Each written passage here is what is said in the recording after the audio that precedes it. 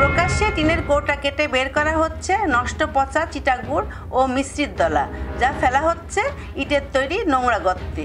সেখানে পায়ে মারিয়ে মেশানো হচ্ছে হাইড্রোজ, ফিটকিরির মতো ক্ষতিকর কেমিক্যাল। তারপর সেগুলো চুলায় জ্বালিয়ে তৈরি করা হচ্ছে ভোক্তাদের শখের গুড়, যার মধ্যে নেই আখের রসের ছিটে ফোটাও। পবিত্র রমজান মাসে আখের গুড়ের দেশব্যাপী প্রচুর চাহিদা থাকায় কিছু অসাধু ও ব্যবসায়ী এভাবেই কুষ্টিয়ার খোকসা উপজেলার কয়েকটি কারখানায় প্রতিদিন তৈরি করছেন টনকে টন ভেজাল গুড়, যা ছড়িয়ে দেওয়া হচ্ছে কুষ্টিয়া সহ দেশের বিভিন্ন প্রান্তে। আমাদের এই গুড়টা 1 নম্বর গুড়, বাংলাদেশের সব জায়গায় চলে। এই গুড়ে কোনো স্বাস্থ্যসম্মত এতে কোনো ক্ষতি হয় না, আর ক্ষতি হলে তো এত গুড় চলে না। আমাদের এই গুড়টা মানে বিভিন্নভাবে টেস্ট করা হয়েছে, বিভিন্ন কাজে খুলনা, ঢাকা সব জায়গায় আমাদের এটা টেস্ট করা আছে, ল্যাবে টেস্ট করা আছে, কোনো কিছুতে কোনো সমস্যা নেই।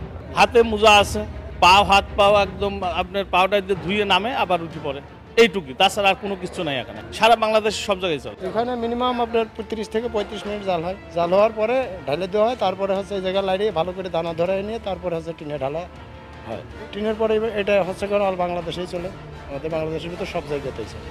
এদিকে ক্ষতিকর দ্রব্য দিয়ে গুড় তৈরি বিষয়টি স্বীকার করে এর ক্ষতিকর দিকগুলো তুলে ধরে গুড় খাওয়ার ক্ষেত্রে ভোক্তাদের সচেতন হওয়ার পরামর্শ জেলা নিরাপদ খাদ্য অধিদপ্তরের।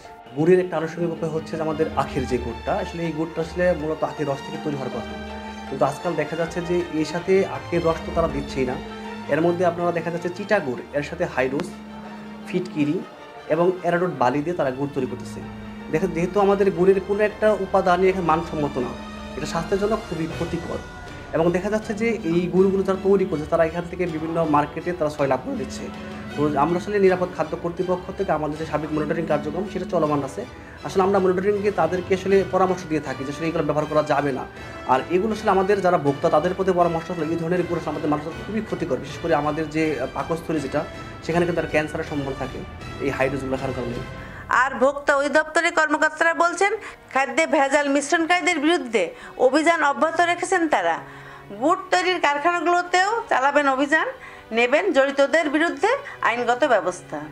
কোথাও যদি কোনো অনুমোদিত, অবৈধ বা অনুমোদিত উপাদান দিয়ে কোনো খাদ্যপণ্য উৎপাদন, প্রক্রিয়া, বিপণন হয়, অবশ্যই তার বিরুদ্ধে কঠোর আইনগত ব্যবস্থা নেওয়া হবে। আর যে কোনো অস্বাস্থ্যকর, অনিরাপদ পণ্য বিক্রয়ের জন্য সংরক্ষণ বা মজুত করার ক্ষেত্রেও আইনগত যত বাধা রয়েছে, আমরা অবশ্যই সেরকম কোনো ঘটনা আমাদের সামনে পরিলক্ষিত হলে আমাদের মনিটরিংয়ে অথবা কোনো লিখিত অভিযোগে বা আপনারা যদি কোনো তথ্য আমাদের পেতেন, অবশ্যই তার বিরুদ্ধে কঠোর আইনগত ব্যবস্থা গ্রহণ করা হয়। এমন ভেজাল গুড় খেয়ে প্রতি বছর নানা রোগে আক্রান্ত হচ্ছে দেশের সাধারণ মানুষ।